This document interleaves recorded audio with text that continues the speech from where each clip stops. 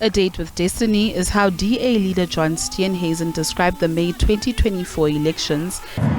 Because in this election, and for the first time ever, the DA has a clear path to getting into national government. By uniting with our partners inside the multi-party charter, we have pooled together the biggest bloc of opposition voters since 1994. And together, we can get to the 50% plus one we need to rescue South Africa. The groundwork had been laid just over 12 months prior.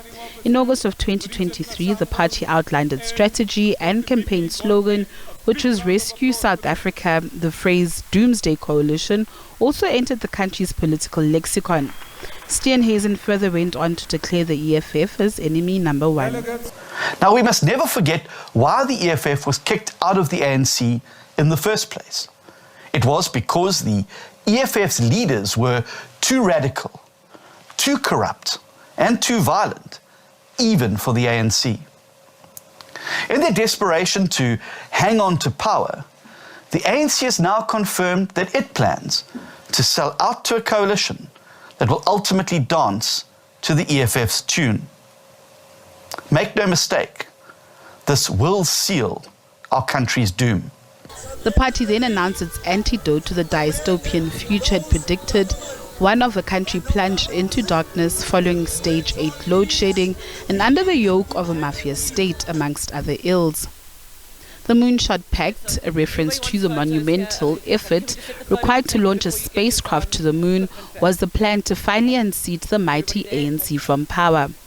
Democrats, throughout this campaign, I've told you that 2024 is going to be about the DA's moonshot election. Now, while the term moonshot originally meant a long shot, it is increasingly being used to describe a monumental effort and a lofty goal. In other words, a giant leap forward.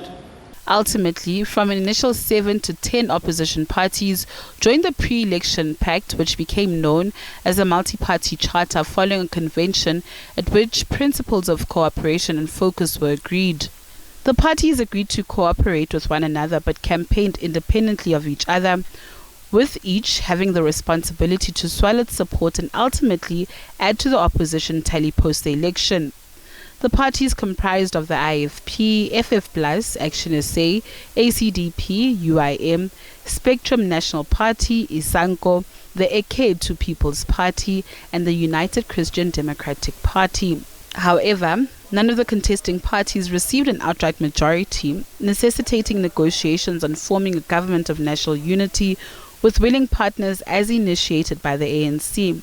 After much back and forth, which involved the DA, EFF, as well as the new official opposition, the Umkhonto wesizwe party adamantly refusing to work together, the GNU was formed.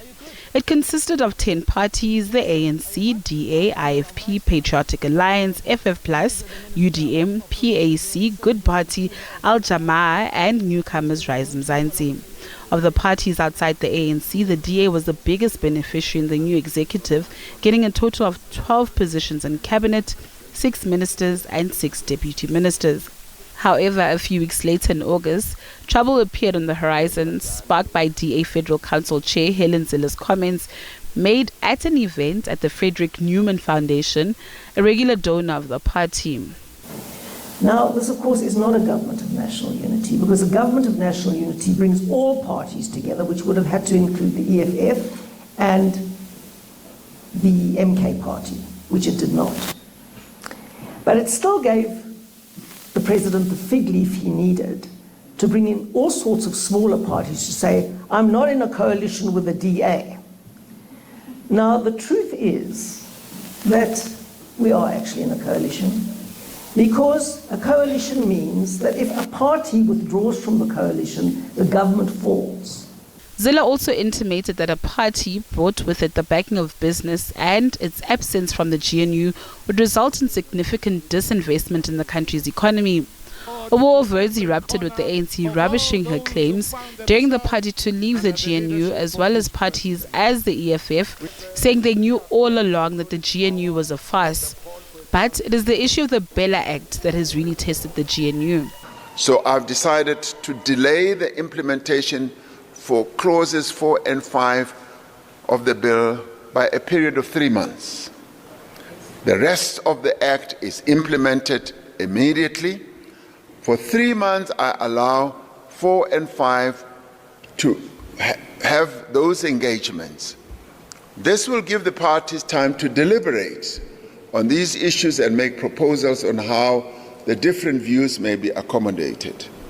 Should the parties not be able to agree, I want to make this clear, should the parties not be able to agree on an approach, then we will proceed with the full implementation of all the parts of the bill. Despite the matter being amongst others discussed at the GNU Clearinghouse Committee chaired by Deputy President Paul Mashatile, it continues to be a thorn in the flesh of the 7th Administration's executive.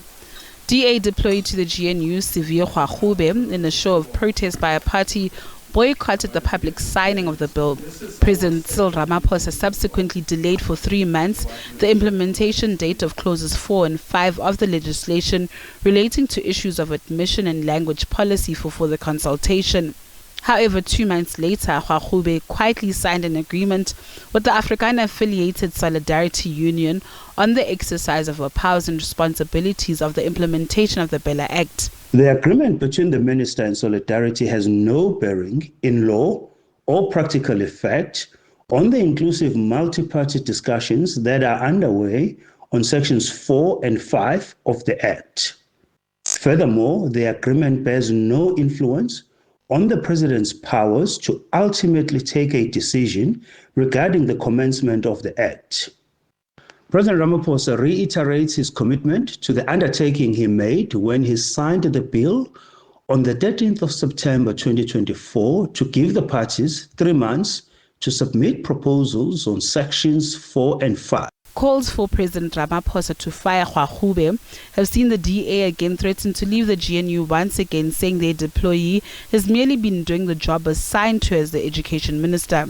On the 20th of December, President Cyril Ramaphosa instructed the Minister of Basic Education to see the full implementation of the Bella Act. In their final report, the parties agreed that the Basic Education Law Amendments Act, Bella Act, should not be sent back to Parliament to make changes to the sections that were in contention. The Government of National Unity Clearinghouse participants agreed that the Act should be fully implemented. Other hot topics that are likely to trigger discord will surely be the implementation of the national health insurance and foreign policy positions on the Russia-Ukraine war and the situation in Gaza. Whether these will lead to the implosion of the GNU as we know it, or will be just part of the teething pains of a growth, is yet to be seen. Natasha Pire, SABC News, Johannesburg.